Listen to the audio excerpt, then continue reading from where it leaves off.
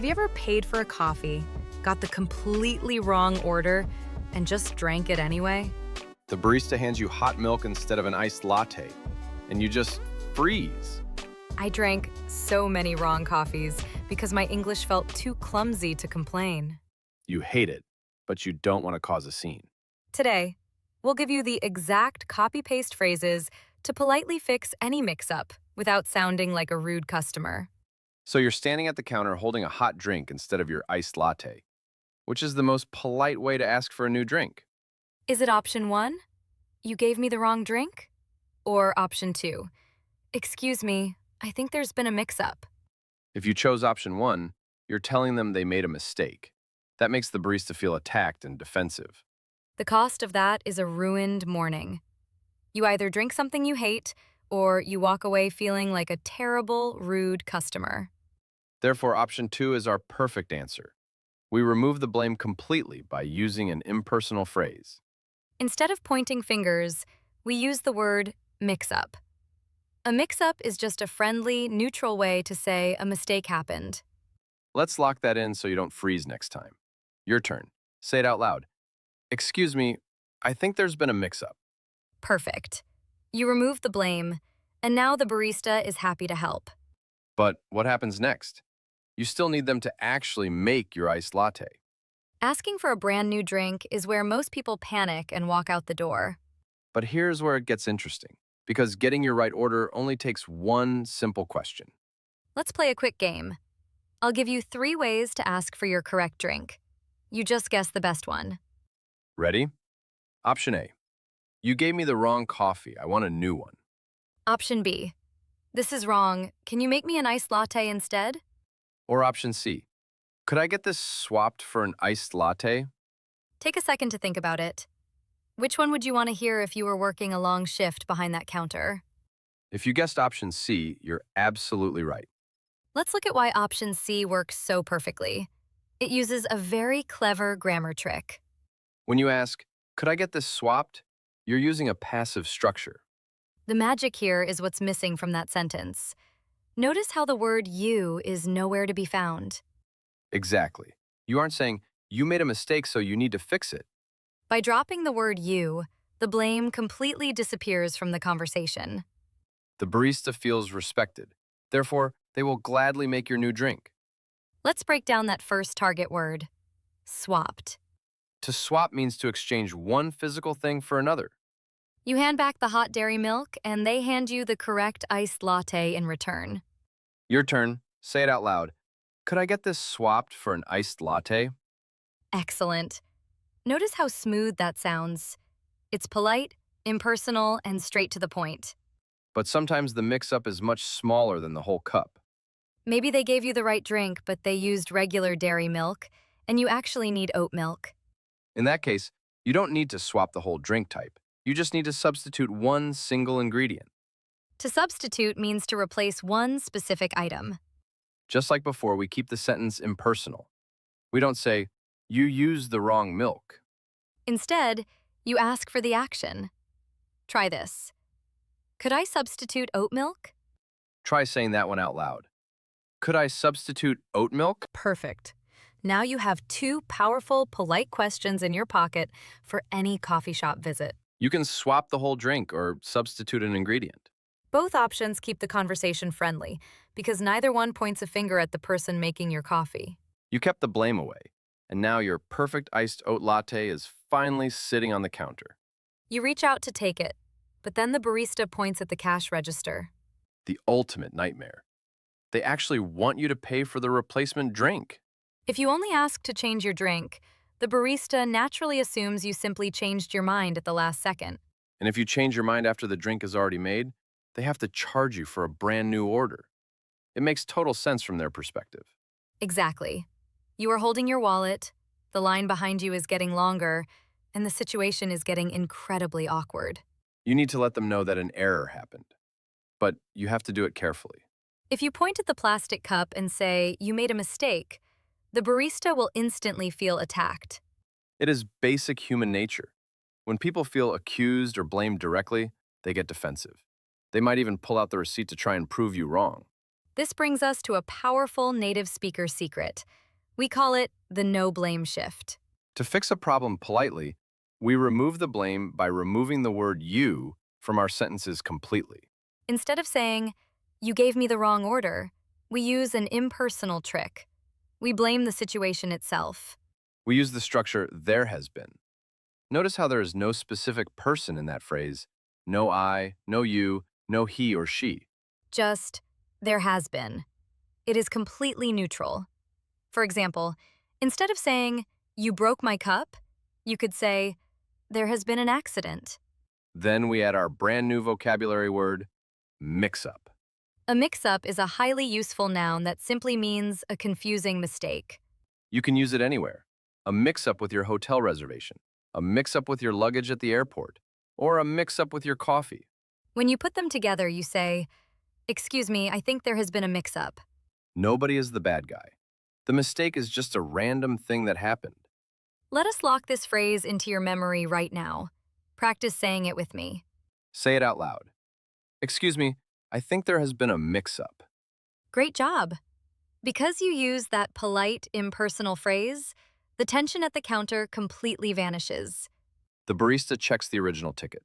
They realize the error actually happened on their end. They quickly make your correct iced oat latte, push it across the counter, and say, "I am so sorry about that. This is on the house." On the house. That is the ultimate magic phrase you want to hear in any restaurant or cafe. If food or a drink is on the house, it means the business is paying for it. It is completely free for you as an apology. Sometimes a restaurant will give you a free dessert if your food takes too long. The waiter will say, "Dessert is on the house today." You successfully fixed the problem, you kept the interactions super friendly, and you did not pay a single extra cent. Now it is time to see if you can put all these pieces together under pressure. Welcome to the Polite Fix Quiz. Imagine you are visiting a completely different coffee shop in a new city. You order a simple hot black coffee. But when they call your name, the barista hands you a massive, extra sweet iced caramel latte covered in whipped cream. Listen closely to these three options. Which is the most polite, natural-sounding way to ask for the correct drink? Option A. You made a mistake. I want a new coffee. Option B. Excuse me, this is wrong. Or option C. Excuse me, I think there has been a mix-up. Could I get this swapped for a hot black coffee? Make your choice. Say A, B, or C out loud right now. If you chose option C, you are absolutely correct. You nailed it. Let us talk about why the other options fail. Option A uses the direct word you. You made a mistake. That immediately creates an argument. Option A also says, I want a new coffee. Using the phrase, I want, often makes you sound like a demanding child instead of a polite adult customer. Option B is a very common trap for English learners. Saying, "This is wrong," feels very simple and clear in your head. But in everyday spoken English, it sounds incredibly harsh. It sounds like you are a strict teacher grading a math test, not a friendly guest. It lacks the soft, polite cushion that native speakers expect to hear. Option C is the perfect winning combination. It uses our impersonal trick to announce the error without pointing fingers at anyone. And then it connects smoothly to our replacement request to solve the problem fast. You protected the barista from feeling bad, and you handled the sudden mistake like an absolute professional. Now, let us advance this to a slightly harder situation at the exact same coffee shop counter. Sometimes the drink is not completely wrong.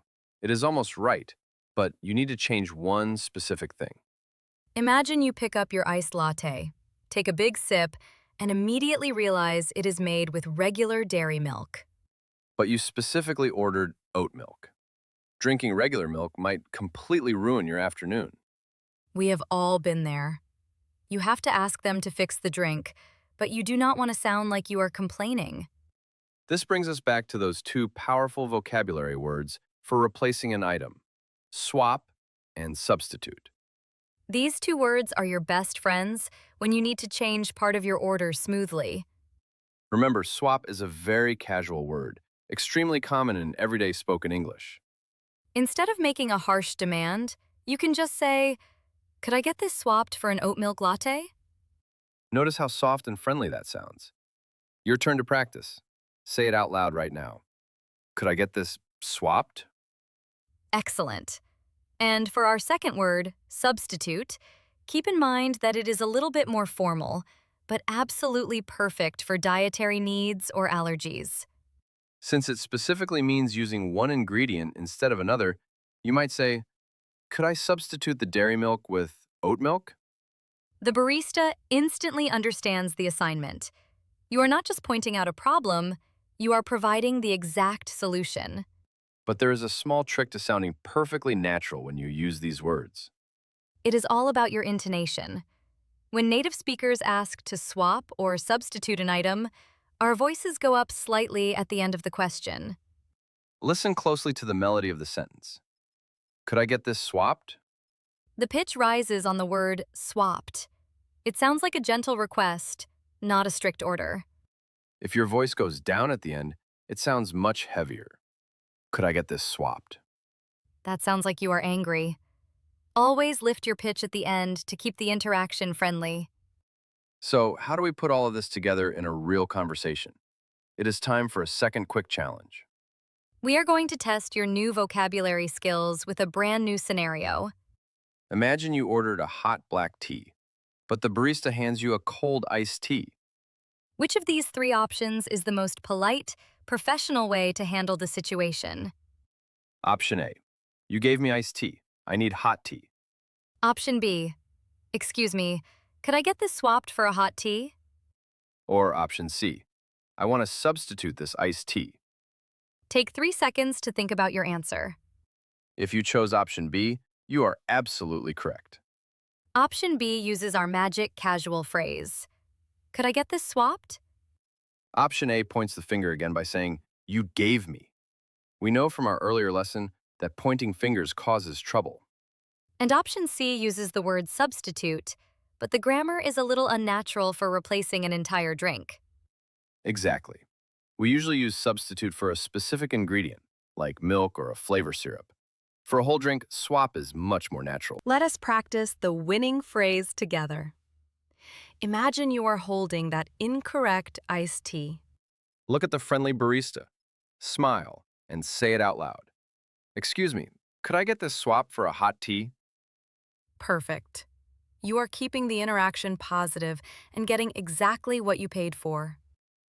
Let us put all the pieces together for one final practice run before we finish. We will build the ultimate polite coffee shop response by combining everything we have learned today. First, use our impersonal trick from earlier to announce the problem.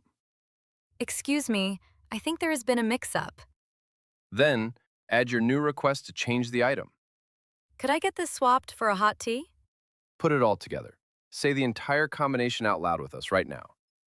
Excuse me, I think there has been a mix-up. Could I get this swapped for a hot tea? That sounds incredibly natural. You are speaking exactly like a native speaker would in that busy cafe. You no longer have to walk away with the wrong drink just to avoid feeling awkward. You have the exact vocabulary and the perfect intonation to handle it with total confidence. And when you say it that smoothly, you will usually get a very positive reaction from the barista. Exactly. In fact, let us listen to how the barista might reply to your perfect request. Here is the scenario. The barista realizes the mistake, hands you your hot tea, and says something extra. Listen closely. Oh, I am so sorry about that. Here's your hot tea. And please, take this blueberry muffin. It is on the house. Did you catch that last phrase? She said the muffin is on the house. Just like we covered earlier, when a business gives you something for free to apologize for a mistake, we say it is on the house. It is a wonderful phrase to hear. It means you handled the situation perfectly, and they want to keep you as a happy customer. Let us test this with a quick visual quiz. Imagine the barista hands you a fresh drink and a warm cookie. Which is the correct way for them to say the cookie is entirely free? Option A. This is in the house. Option B. This is on the house. Or option C. This is for the house. Tell us your answer right now. Say A, B, or C out loud. If you chose option B, you are absolutely right. It is on the house. Let us practice that phrase together. Imagine you are offering a free item to a friend. Say it with me. It is on the house. Perfect. Now, let us take a step back and look at why this whole interaction was so magically successful. It all comes down to that clever, impersonal grammar trick we used in our very first sentence. By saying, "Excuse me, I think there has been a mix-up," you completely removed the direct blame. Because you didn't point fingers by saying you made a mistake, the barista never felt attacked or accused. They just wanted to fix the problem. This small grammar trick is the secret to the polite fix, keeping the interaction friendly and stress-free. It is truly amazing how much power is hidden inside just a few simple words. It really is. Knowing how to use that power changes your experience of living abroad. I want to be completely honest with you right now. I wish I had known these phrases long ago. You did not always use the polite fix when you were learning? Not at all.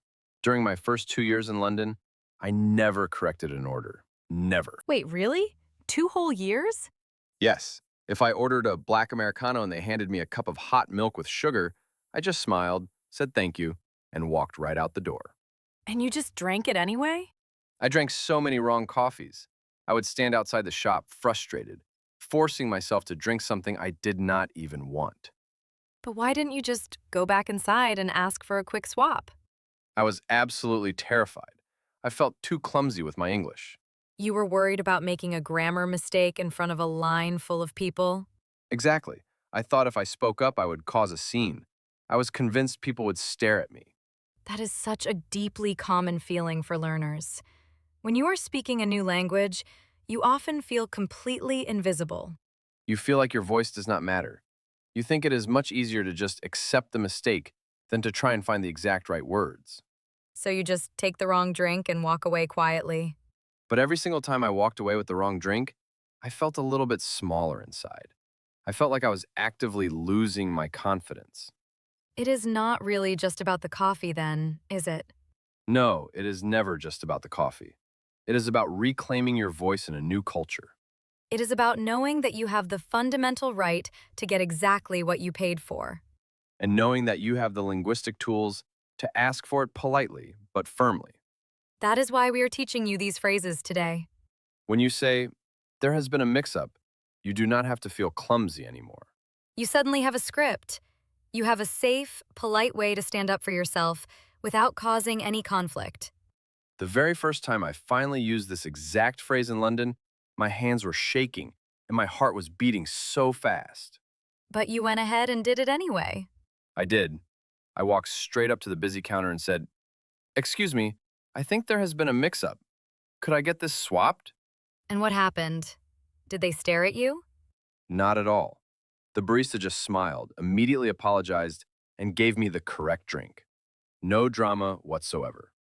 It was really that easy. It was a total revelation. I realized right then that speaking up does not mean starting an argument. It just means communicating your needs clearly and respectfully. From that day forward, I never drank a wrong coffee again. I finally had my voice back. And that is exactly the outcome we want for you today. We want you to feel fully empowered every single time you step into a cafe, a restaurant, or any public space. You absolutely deserve to be heard. And with the polite fix, you will be heard clearly. So the next time you get handed a cold iced latte instead of your piping hot tea, do not freeze in panic. Do not walk away in frustration. You are ready. Just take a deep breath and use your new tools. Remember to politely say, I think there has been a mix-up. Or you can confidently say, I actually ordered the hot tea. And gently finish with, could I please get the hot tea instead? You have the exact words now to handle these situations. Therefore, it is time to practice. That means it is time for our question of the day. Have you ever accepted a wrong order because you were too scared to speak up? I know I definitely have done that in the past. It is completely normal. Share your story in the comments using "there was a mix-up." or I actually ordered. We read every single comment. We genuinely love seeing you practice your English with us. If this lesson helped you find your voice today, please make sure to subscribe to the channel. And please share this video with a friend who might need a little extra confidence at the cafe.